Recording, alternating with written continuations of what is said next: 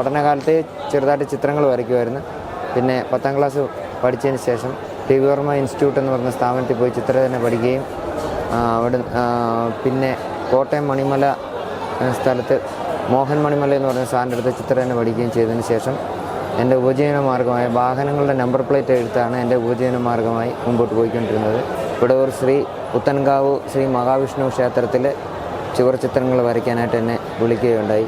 അങ്ങനെ ഞാൻ ആ ക്ഷേത്രത്തിൽ ചെല്ലുകയും അപ്രകാരം ദശാവതാരം എന്ന ചിത്രമാണ് വരയ്ക്കേണ്ടത് അവിടെ. അങ്ങനെ ദശാവതാര ചിത്രം വരയ്ക്കാൻ എനിക്ക് അവസരം കിട്ടി. അപ്പോൾ ഞാൻ പറയുകയുണ്ടായിരുന്നു, ഇടത് കൈ കൊണ്ട് വരച്ചാൽ ഭഗവാന്മാർക്ക് ഇഷ്ടപ്പെടുമെന്ന് ചോദിച്ചാൽ അന്ന് വിഷമത്തോടായിരുന്നു ചോദിച്ചത്.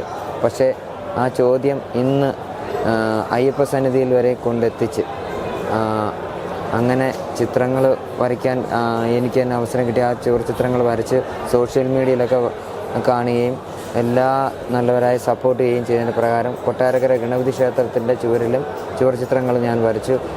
അവിടെയും വരച്ചതിന് ശേഷം അത് നമ്മുടെ ദേവസ്വം ബോർഡ് ബഹുമാനപ്പെട്ട Devaswom board president Prashanth sir അത് ക്ഷേത്ര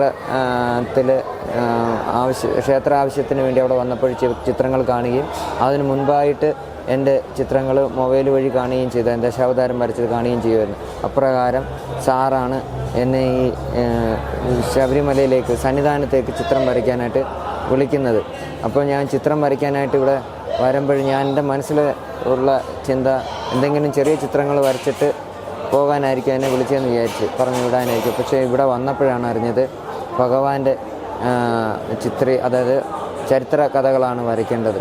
അത് വളരെ മനോഹരമായി ഇത്തിരി വലിയ ഹൈറ്റിൽ വേണം ചിത്രങ്ങൾ വരയ്ക്കാൻ. അങ്ങനെ ഇവിടെ ആദ്യം വരച്ചത് അതായത് കൊട്ടാരത്തിൻ്റെ ചുവരിൽ, പന്തളം കൊട്ടാരത്തിൻ്റെ ചുവരിലും വരച്ചു. ഇപ്പം അന്നദാന മണ്ഡപത്തിൽ ഇങ്ങനെ പല സ്ഥലങ്ങളിൽ വരയ്ക്കാൻ എനിക്ക് ഭാഗ്യം കിട്ടി. അത് എത്രയോ 2 കൈയുള്ള എത്രയോ നല്ല വരയ്ക്കുന്ന ചിത്രകാരന്മാരിവിടെ ഉണ്ട്. പക്ഷേ എന്നെക്കാട്ടിലും നല്ല വരയ്ക്കുന്നവരുണ്ട്. പക്ഷേ എനിക്ക് ഈ കൈയില്ലാത്ത എനിക്ക് ഇങ്ങനെ ഒരു ഭാഗ്യം കിട്ടി.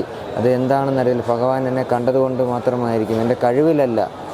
എന്നെ കണ്ട് എൻ്റെ അവസ്ഥ അറിഞ്ഞ് എൻ്റെ ബുദ്ധിമുട്ടറിഞ്ഞ് എനിക്ക് തന്നൊരു അവസരമാണ് ഭഗവാൻ ഇത്. അങ്ങനെ ഞാനിവിടെ ചിത്രങ്ങൾ വരയ്ക്കുന്നു.